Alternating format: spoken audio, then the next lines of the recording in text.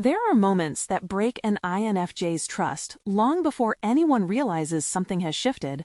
It doesn't happen with shouting, betrayal, or dramatic scenes. It happens quietly, internally, in the private world the INFJ never shows.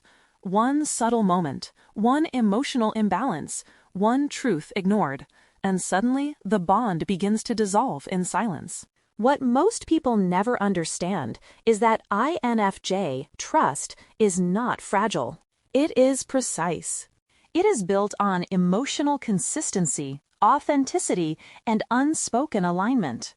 When these elements fracture, even slightly, the INFJ feels the shift immediately. They don't react on the surface. They don't confront. They simply begin to withdraw, watching the distance grow between what they hoped for and what they now see clearly. And by the time anyone notices, it's already too late. The door inside the INFJ has begun to close. In this video, you'll discover the quiet fractures that break an INFJ's trust. The 7 subtle behaviors people never realize are destroying the connection. Before we dive in, tell me in the comments, have you ever lost trust in someone without saying a word? Drop the word Brainy Quiet Mind. And if you're new, hit subscribe. This channel is built for the rare minds who feel everything deeply and see even deeper. Consistency breaks first when someone's words and actions no longer match. When an INFJ senses this fracture, it doesn't arrive as a small doubt. It hits like a quiet, undeniable shift in the air. They feel the moment someone stops showing up in the way they speak about, the instant the promise in the voice no longer reflects the truth in the behavior. To others, it's subtle. To an INFJ, it's seismic. They watch as the rhythm of reliability turns uneven, as tone softens while actions harden, as explanations grow louder while effort grows smaller. This mismatch is not just a red flag, it's the beginning of the emotional unraveling. The INFJ doesn't confront immediately. They observe, they collect patterns, and they let reality speak louder than intentions. And in that stillness, the first crack in trust forms. Because for an INFJ, trust is built not through words, but through resonance, through the alignment of someone's internal world with their external behavior. When that alignment breaks, the INFJ feels it in their intuition, like a cold breeze through a doorway left ajar. They start replaying conversations, not to overthink, but to understand which version of the person before them is real. The one who promised, or the one who acted? Eventually, they realize these two versions are drifting apart. And once that recognition settles in, the INFJ's heart begins its slow retreat. Not out of bitterness, but self-protection. They know that where inconsistency lives, emotional instability follows, and they refuse to keep investing in something that keeps shifting beneath their feet. The tragedy is that most people don't recognize the moment they lose an INFJ's trust, because it happens quietly, internally, without confrontation or dramatic endings. The INFJ simply stops leaning in. They stop sharing their deeper thoughts. They stop believing the excuses, the apologies, the promises that don't match reality. Instead, they start trusting the patterns. And once an INFJ trusts the pattern over the person, the bond is already fading. Not because they wanted it to, but because the emotional truth left them no choice. And from that point forward, the INFJ observes from a distance, not with anger, but with clarity. Because the moment consistency breaks, so does the foundation the INFJ needed to stay. Emotional neglect erodes trust faster than conflict ever could. For an INFJ, distance doesn't begin with shouting, arguments, or explosive disagreements. It begins in the quiet moments when they realize their emotional presence no longer matters. They feel the shift long before anyone speaks it. The forgotten check-ins, the missed cues, the way someone stops noticing the subtle changes in their mood. Conflict at least acknowledges connection, but emotional neglect is an absence so loud it echoes. It signals to the INFJ that their inner world, the place they share with almost no one, is no longer being held with care. And that silent abandonment breaks trust far more deeply than any fight could. Because INFJs don't fear conflict, they fear indifference. They fear becoming invisible in a space where they once felt understood. Emotional neglect hits them like a slow, spreading shadow. It's not one moment, but a repeat pattern. The INFJ offering empathy, depth, effort, only to meet a blank wall where reciprocity should be. They become the emotional anchor while receiving nothing to hold on to themselves. With every unanswered vulnerability, they retreat a little more. Not out of punishment, but out of necessity. They begin to realize they are pouring into something that never pours back, showing up for someone who stopped showing up for them. And worse, the neglect teaches them a painful truth. The connection they valued was not valued equally. That imbalance corrodes trust from the inside out. Their intuition feels it first, then their heart follows, then their behavior shifts without warning. They protect themselves by withdrawing, not because they stopped caring, but because caring alone is unsustainable. By the time emotional neglect is visible on the outside, the INFJ has already walked miles internally. They've replayed conversations, measured effort, and accepted what their hope tried to deny. And once this realization crystallizes, something irreversible happens. They stop offering the emotional warmth that once held the relationship together. This isn't anger, it's resignation. It's the soul's way of saying, I can't hold this alone anymore. And from there, trust dissolves quietly, gracefully, without confrontation.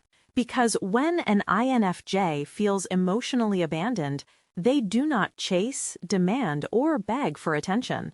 They simply stop giving the parts of themselves that were once freely offered, not out of malice, but for survival. Being dismissed or minimized teaches the INFJ that their inner world is unsafe to share. For an INFJ, opening up is not casual. It is a small act of emotional bravery. Their inner world is layered, symbolic, and deeply felt, and they rarely let anyone close enough to see it. So when they finally share a fear, a dream, a wound, or a truth, it comes from a place of profound trust. And nothing breaks that trust more quietly or more permanently than being dismissed, mocked, or minimized in that vulnerable moment. A simple, "you're overthinking," "it's not that serious," or "you're too sensitive" may sound harmless to others, but to an INFJ, it's a door slamming shut inside their soul. It tells them that their depth is inconvenient, their insight is unwelcome, and their emotions are too much for someone they hoped would understand.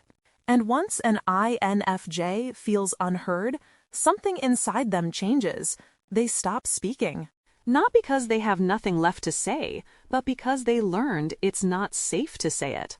This dismissal doesn't just sting, it rewrites the emotional landscape of the relationship. The INFJ begins to retreat inward, replaying the moment they were minimized, trying to understand why the person they trusted couldn't hold even a fraction of their truth. They start noticing other patterns, interruptions, invalidations, emotional shortcuts, all signs that their internal world is not being met with respect. Their intuition, always alert, begins to map the deeper implications. If I share again, I may be hurt again. And so, they withdraw with elegance and precision. Conversations become lighter. Vulnerability disappears. The INFJ starts showing only the safest parts of themselves while locking away the pieces that once reached out in hope. This shift is subtle but irreversible. Dismissal doesn't cause them to argue, it causes them to disappear emotionally long before they disconnect physically. By the time the INFJ fully shuts down, the other person may not even understand what they lost. Because INFJs don't explode, they evaporate. They guard their heart with silence rather than confrontation. They protect their depth by giving less, offering less, trusting less. And once they perceive that sharing themselves is unsafe, they never return to the previous level of openness. They won't risk being belittled again. What others call sensitivity, the INFJ knows is simply emotional integrity, the expectation that their feelings are treated with the same care they extend so generously. And when that expectation is broken, they rebuild their world without the person who broke it. Repeated boundary crossing signals a lack of respect, not misunderstanding. For an INFJ, boundaries are not walls, they are quiet markers of emotional safety. They communicate where trust can grow and where harm begins. So, when someone crosses those boundaries once, the INFJ may gently explain, assuming it was an oversight. When it happens twice, they pause and observe. But when it happens repeatedly, despite subtle warnings and emotional cues, the INFJ recognizes the truth. This isn't confusion. It's disrespect. And that realization cuts deeper than any argument ever could. Because INFJs don't set boundaries to control others, they set them to protect the fragile spaces inside themselves that they rarely show. Every crossed line feels like someone stepping into a sacred room with muddy boots. And while the INFJ will not yell, confront, or demand apologies, something inside them begins to cool. They start to see the person not as unaware, but as unwilling to honor what matters to them. This shift is the beginning of emotional withdrawal. The INFJ observes patterns with almost surgical clarity, and a person who repeatedly intrudes on their limits reveals far more than they realize.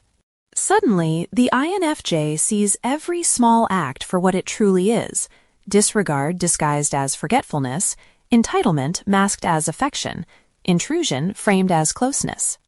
What others might call just wanting closeness, the INFJ identifies as emotional overreach. And once the pattern becomes clear, their intuition flips from understanding to self-preservation. Their responses soften but shorten. Their availability declines. Their emotional presence dims. They no longer share deeply, no longer open up freely. They reduce access, not out of spite, but because they've learned the other person cannot be trusted with it. Boundaries are tests, and repeated crossing is the answer the INFJ needed, even if it hurts. By the time the INFJ fully pulls back, the other person often still believes everything is fine. That's the tragedy of underestimating an INFJ's quiet dignity. They do not argue their boundaries, they enforce them silently. They do not punish, they detach. And once they realize someone has chosen to ignore what protects their emotional well-being, the INFJ closes doors that never reopen. Trust for them is not broken by loud betrayals, but by subtle disrespect. And when an INFJ concludes that someone does not respect their limits, they stop offering the parts of themselves that made connection possible. They won't ask for respect twice. They simply build a life where they no longer need to. Manipulation, even subtle, is felt instantly and destroys emotional safety. INFJs don't need evidence, explanations, or confessions to sense manipulation. They feel it. It hits them like a sudden shift in the room's temperature, a tightening in the energy, a flicker in someone's tone, a motive that doesn't match the words being spoken. While others get caught in the web slowly, INFJs sense the first strand touch their skin. And once they detect that someone is trying to steer their emotions, twist their perception, or pull strings behind the surface, something inside them snaps into clarity. Emotional safety, the foundation they build every relationship upon, collapses instantly. Because for an INFJ, manipulation isn't just dishonesty, it's a violation of trust at the deepest level. They don't get angry. They don't confront. They simply see. And once they see, they cannot unsee. What makes this shift irreversible is how the INFJ's mind works behind their quiet expression. While the manipulator thinks their tactic was subtle, a guilt trip here, a twisted phrase there, a strategic silence to control the mood, the INFJ has already traced the pattern. They replay the interaction in full detail, noticing every emotional pressure point, every inconsistency, every moment the other person tried to bend the truth for their own advantage. It doesn't matter whether the manipulation was big or small, intentional or unconscious. The INFJ recognizes the emotional architecture behind it. In that moment, a door begins to close. They stop sharing vulnerably. They stop leaning forward emotionally. They stop offering the version of themselves that could be influenced or shaped. What looks like calm on the outside is really withdrawal in motion. And when an INFJ withdraws, it's never temporary. It's the beginning of the end. By the time the manipulator realizes something has changed, the INFJ has already shifted into a different emotional dimension. They no longer respond the same way because the connection no longer feels safe to inhabit. Trust for them is a sacred contract. Break it, and the relationship loses its soul. They become even quieter, but not out of fear, out of clarity. They will still be polite, still be kind, still be composed, but the emotional doorway has closed for good. The INFJ loves deeply, but walks away cleanly. And nothing destroys that love faster than the moment they feel someone trying to control it. When someone stops being emotionally honest, the INFJ feels the connection dying. INFJs don't need dramatic changes, arguments, or confessions to sense something is wrong. They feel the moment emotional honesty begins to fade. It starts subtly. Answers become shorter, smiles become thinner, and energy no longer flows the same way it used to. And while most people overlook these micro shifts, the INFJ registers them instantly. They feel the emotional temperature drop, like a warm room suddenly turning cold. To an INFJ, emotional dishonesty isn't just lying, it's abandoning the shared reality that once made the connection feel alive. They feel the connection weakening before the other person even realizes they've changed. The INFJ doesn't chase or cling. They simply observe the truth revealing itself, piece by piece. And with every unspoken emotion, every hidden thought, every forced smile, they feel the bond slipping into the space between what is said and what is withheld. As the emotional honesty continues to fade, the INFJ's internal world activates into full analysis. They replay conversations, searching for the moment authenticity cracked. They study the gaps in timing, the pauses that didn't feel natural, the way someone's eyes don't match their words anymore. They sense the emotional distance like an invisible wall rising between them, a wall the other person thinks they're hiding well.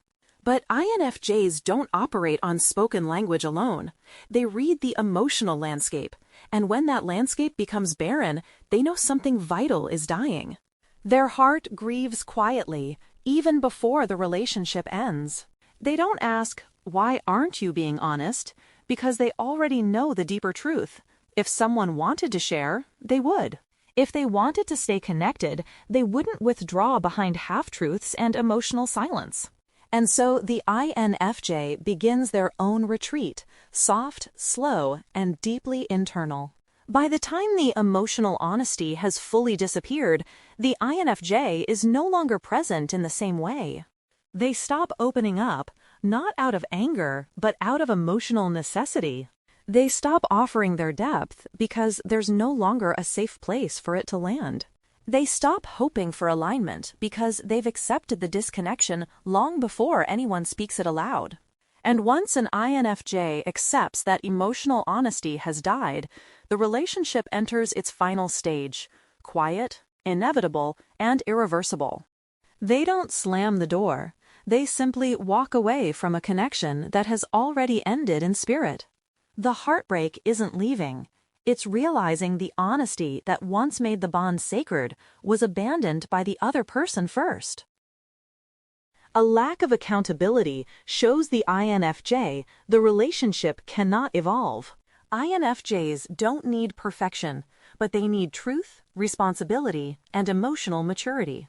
When someone refuses to acknowledge their actions, the INFJ immediately feels the foundation of the relationship crack.